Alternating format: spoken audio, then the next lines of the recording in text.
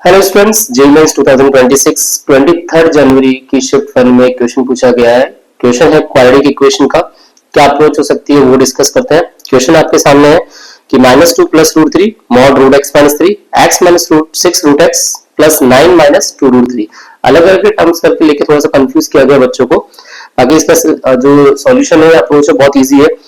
कैसे अप्रोच करते हैं तो -2 + √3 then mod root x - 3 plus ये जो x - 6 रूट x है ना, it can write as a root x का whole square minus 6 root x then plus 9 and उसके बाद जो -2 √3 उसको मैंने यहाँ पे अलग लिख दिया। देखने से समझ में आ रहा है कि हाँ ये हमारी कोई आइडेंटिटी बन गई। आइडेंटिटी किसकी हो जाएगी तो -2 + √3 then mod root x - 3 it become root x - 3 का होल स्क्वायर और -2 √3 इक्वल टू में 0।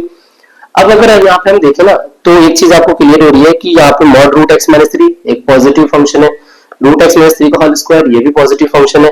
तो हम एक काम करते हैं, यहाँ पे हम mod रूट x - 3 को क्या लेट कर लेते हैं, t लेट कर लेते हैं। तो एक परफेक्ट इक्वेशन बन के आ जाएगी क्वाड्रेटिक की, that is -2 + √3 t plus t का स्क्वायर देन -2 √3 इक्वल टू 0।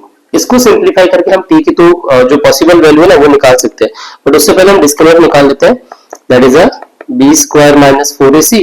तो इट्स मीन -2 + √3 का होल स्क्वायर देन 4 × 1 × -2 √3, तो ये +2 √3 हो जाएगा। तो ओपन करने के बाद आइडेंटिटी क्या आएगा 4 + 3 -4 √3 एंड दिस इज +8 √3 जो कि कितना होगा 4 + 3 देन +4 √3। अगर हमारे पास एक आइडेंटिटी बन जाती है दैट इज 2 + √3 के होल स्क्वायर की, ठीक है। यहाँ पर हमारे पास एक रिजल्ट आ गया जो कि हमारा डिस्क्रिमिनेंट है। अब इसको जो है ना वो हम यहाँ पे सब्स्टिट्यूट करते हैं कि जो t की जो वैल्यू आएगी ना by using quadratic formula that is a -b, तो ये हो जाएगा 2 - √3 प्लस माइनस डिस्क्रिमिनेंट का रूट जो कि 2 + √3 उसका होल स्क्वायर हट जाएगा तो 2 + √3 डिवाइड बाई 2। यहाँ से t की दो पॉसिबल वैल्यू आएगी, एक पॉसिबल वैल्यू आएगी जो अपन प्लस के साथ सॉल्व करेंगे दैट वुड बी 2 और एक t की वैल्यू आएगी माइनस की √3। अब ये जो t है ना वो हमने लेट किया है रूट x - 3 में मॉड में। तो एक तो चीज क्लियर हो गई कि मॉड में आंसर नेगेटिव नहीं हो सकता, ये जो आंसर होगा ये कौन सा होगा पॉजिटिव, इसका मतलब t = 2 से ये सेटिस्फाई करेगा। तो हम एक काम करते हैं root x - 3 mod is equal to 2 consider कर लेते हैं, तो इसकी दो वैल्यू आएगी, एक होगी प्लस और एक माइनस की 2।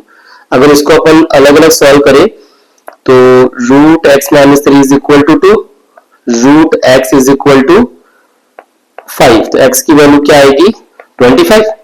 ऐसे ही root x - 3 is equal to -2 solve करते हैं तो जो रूट x की वैल्यू आएगी वो आएगी 1, मतलब x का जो वैल्यू आएगा वो 1 आएगा।